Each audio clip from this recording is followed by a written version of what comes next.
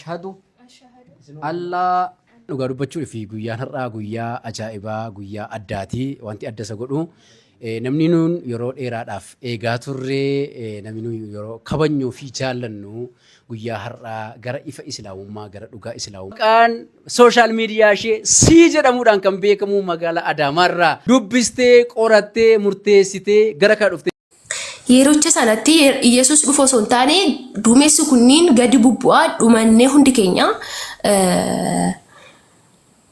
gara waaqaatti dhiyaanna beektaa gaafa kana gaadaa fi manyitaaf saaloon akka jedhamu kilaasii lamatu ture. Kilaasii lama san keessatti maalan argaa kilaasii tokko jalqaba gaafa seenu Iyyuu fi Yoonaataa fa'aa arga gaafa seenu maal godhu hisirbu beektaa hisirbuun caffara. Kilaas bara dhumaati kuni dhugaa rabbiiti dhuguma abjuu sirrii isa argee jechuudha. Nam karadha siin jedhee boo'ee karadhee abjuu kana arge. Hin kolfaa hin sirbanii akkanan jedhaani namoonni jiran achitti qabamanii baay'atanii jiran maal asii gootu maa sirbitu jennaani nu ergamoota seexanaati naan jedhan. achi Hoggaa afurii almost bara 2014 amma bara 2018 dhufnu kan hoggaa afurii abjuu kan hodhe arge. Na kilaasii tokko yesuuni dubartii lama arge. Dubartii lamaan tun dubartii qaabisteedha. Uffata fuulli isaanii mul'atu. Dubartiin lamaan kana dura fuuldura isaa kan ta'e immoo wanna guddaa ho'ii arguu hin dandeessu ilaaluu hin dandeessu wanna baay'ee fooyin arge. Wanna baay'ee fooyi. Maalidhaa kun jennaaniin waaqa laaluu hin danda'amu.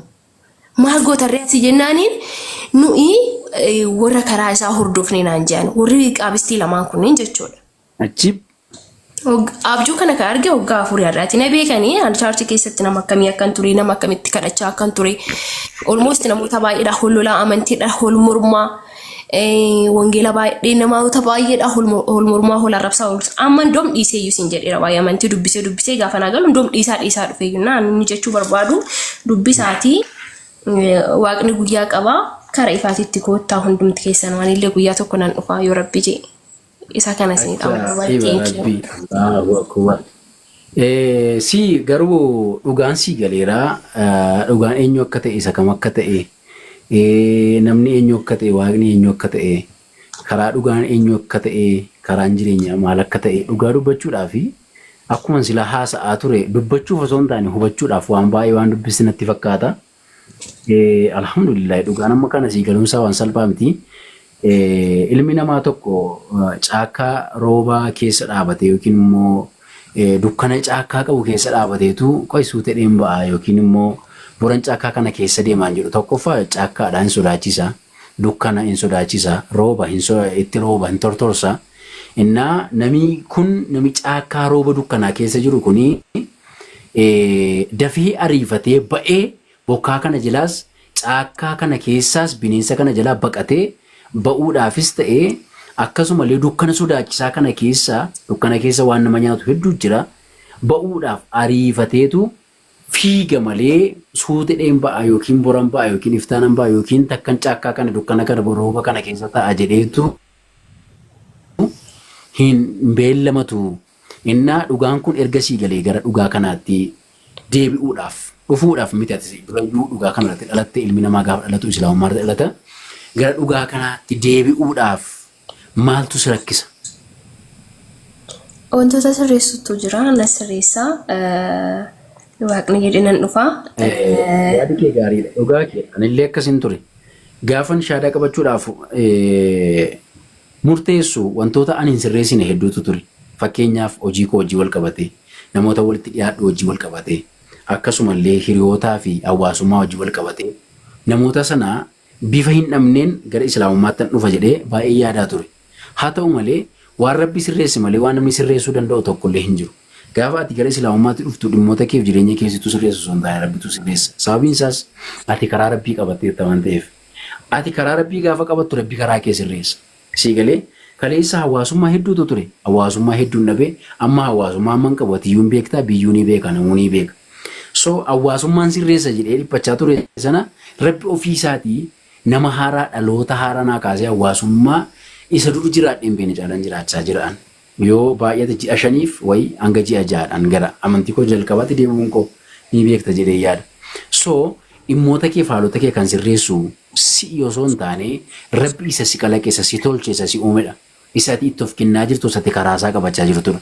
Kanaaf dhimmoota kee isatti dhiistee isatti gattee maaliif ati karaa dhugaa sii gale kana rabbi jireenya kee keessa dhugaa bulche kana rabbii gara ofiisaatti si filachuudhaaf karaasaa si qabsiifachuudhaaf hubannaa sii kenne kanatti fayyadamtee har'a hamma sa'aatiin kun sa'aatii kana sa'a kana booda gastii kanarraa buutee waan ati taatu hin beektu waan si mudatu hin beektu innaa maaliif gara dhugaa kanaatti gara karaa kanaatti hin deemtu maaliif beellamattaasi. Deebi'anii dhufa garuu amma miti sirri. Onna sirreessitu jira. Dhugaa jettee. Isa wanta nu mudatu hin beeknu lubbuun keenya qaxaroo isaatiin jirti.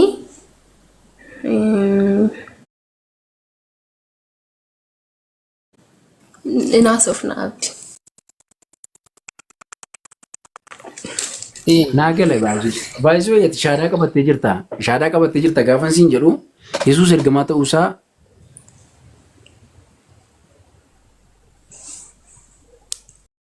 dubbattee jirtallee amantee jirtallee wanti si hafu yoo jiraate waa'ee nabiyyi keenya nabii Muhammad sallallahu alaihi wasallam waa'ee isaanii qofa sitti haasa'udha. Isaanillee ergamaa rabbii addunyaa guutuudhaaf ergamanidha. Akkuma Iisaa jechuudha. Inni ammoo anarra yoo si ibse gaarii natti fakkaata. Isaanillee kan waaqeffataman yookiin immoo ibaadaan waaqeffannaa inni jennu isaaniif kan galu osoo hin taane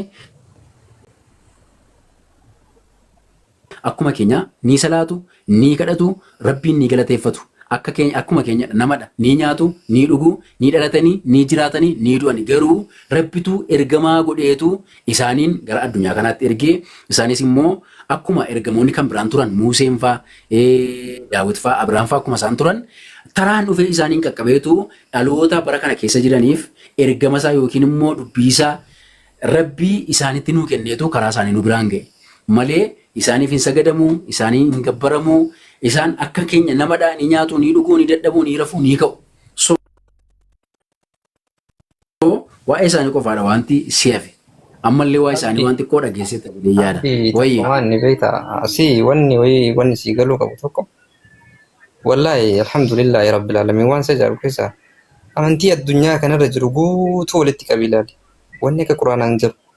Rabbiin justa kana guutuu osoo badee kitaabni kun guutuun addunyaa kanarraa dhabame quraanni sammuu namaa keessa jira. Quraana malee kitaabni deebi'u takka illee hin jiru. Si galaame si. Rabbiin dammootuu nama kanaa laaffisee quraana hagana ga'u kana sammuu ilma namaa keessa jira. Haafizul quraan jennaan nuti amma ustaasitti. Haafizul quraaniin kun quraana sammuu keessatti rabbi kaa'e. Si galaame rabbiin ammoo tokko godhee kaabaa ijaare. Kaabaa kanan dhungattan jira. Garuu kaabaan akkasii miti. Walgeettiidha tokkummaadha bakka muslimni itti wal ga'u. Tokkummaadha achi garagalee martuu kaabaa kana garagalee salaata. Kaabaa san kadhannee yookaan dhungannee waan nu godhu hin jennuun suni namni kaabaa dhungatee kadhatee waan nu godhu jedhu hin jiru. Sun yoo jiraate muslimaa miti sii galee wanni namni kaabaa sanitti achi naanna'ee achi deemuuf tokkummaa muslimaa ibsa sii galee. Ashhadu Allah dhugaa dubbachuudhaaf guyyaan har'aa guyyaa ajaa'ibaa guyyaa addaati wanti adda isa godhu. Namni nuun yeroo dheeraadhaaf eegaa turree namni nuun yeroo kabajnuu fi jaallannu guyyaa har'aa gara ifa islaamummaa gara dhugaa islaamummaatti dhufuudhaaf murteeffamee sadarkaa isa dhumaarra ga'ee jira. Ammallee daqiiqaa tokko booda gara sanatti ni seenna jechuudha. Egaan amma kallattiimaan gara shaadaatti seennaa namni shaadaa qabatu eenyu laata? Amma isaaniin gara kanatti asaffeerra. Obboleettiin keenya siifan yookiin immoo maqaan sooshaal miidiyaa ishee sii jedhamuudhaan kan beekamu magaalaa Adaamaarraa dubbistee qorattee murteessitee gara kana dhuftee jirti. Mee ishumarraa waan jedhamu ni dhageenya. Allahu akbar. Takbir. Hayyee irra deebuudhaanii baga gammaddan baga gammanne isiniin jechuun jaalladha. Obboleettii keenya kanan biratti argamu magaalaa Adaamaa sii jedhamuudhaan kan beekamtu yookiin immoo obboleettii keenya siifan eenyu? Hayyee gara kana akkati dhuftuu fi namni si ababbal yookiin namni si dirqisiise jira? Hin jiru. Namni maallaqa si kenne si goomse jira? Hin jiru. Gaahilaan yookiin immoo sin fuudha sin jaalladha jee namni jaalaan si goomse jira? Hin jiru. Akkamitti gara kana dhufuu barbaadde? Tokkummaa Rabbii bareeti. Rabbi tokkichi ta'uu bareeti. Allahu akbar. Macaafa qulqulluun dubbiseen dhufe. Macaafa qulqulluu dubbistee dhufte. Takbir. Allahu akbar. Hayyee sheeka nuyi baay'ee jaallannu sheek Galmaan nu gidduutti argamanii jiru isaanillee akka isaan shaadaa qabsiisanii fi gara kanatti isaan affeer.